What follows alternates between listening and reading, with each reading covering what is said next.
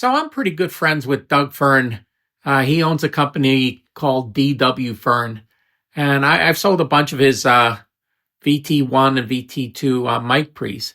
But I remember in the late 90s, he came out with a direct box called the VT IF. And it was just a direct box. I mean, he had a passive direct box. This was active and it had tubes in it. And he brought it over for me to check out.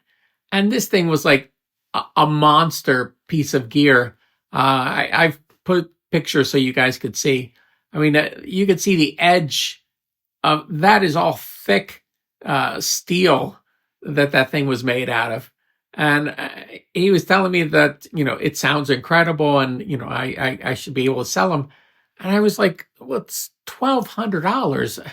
I don't know if anybody's going to want to buy a $1,200 direct box. And he said, well, I'll leave it with you and see what happens. So when he left it with me, at that time I was working at Planet Medley and I had my office and it was just sitting on the Argosy I had in my office. And I remember Eric Bazillion coming in, the guy from the Hooters, and he saw it and he said, what is this? And I explained to him it's a direct box. And he says, well, does it sound good?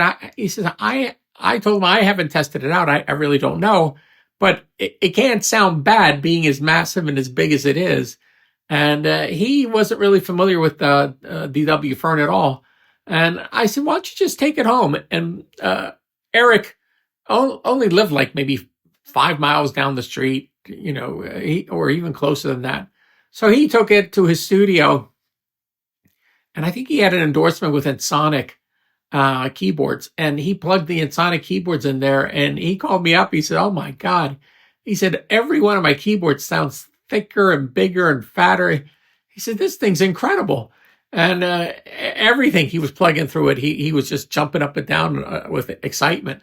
And he wasn't really familiar with DW Fearn. He said, what else does this company make? And I told him about the VT1 and the 2.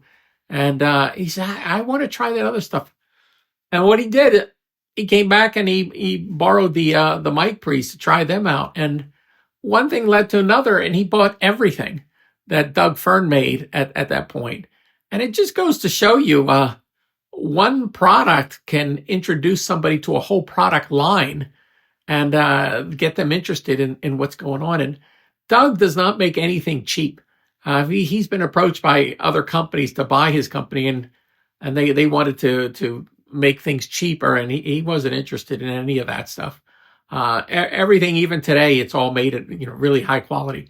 They discontinued making this VT IF, and Doug made it into a rack mount unit. I think it was called the VT3, and then they stopped making that, and I think they're making it in some other form right now. But that original one, that thing was a tank, and just a huge big brick of a piece of gear, but it made a huge difference when you used it. So I thought I'd point it out. I'm not trying to sell anything. I'm just trying to point out that sometimes you have something that's interesting and it introduces a client to the whole rest of the line because they see the quality being put into one piece of gear. It extends to everything else. So there you go.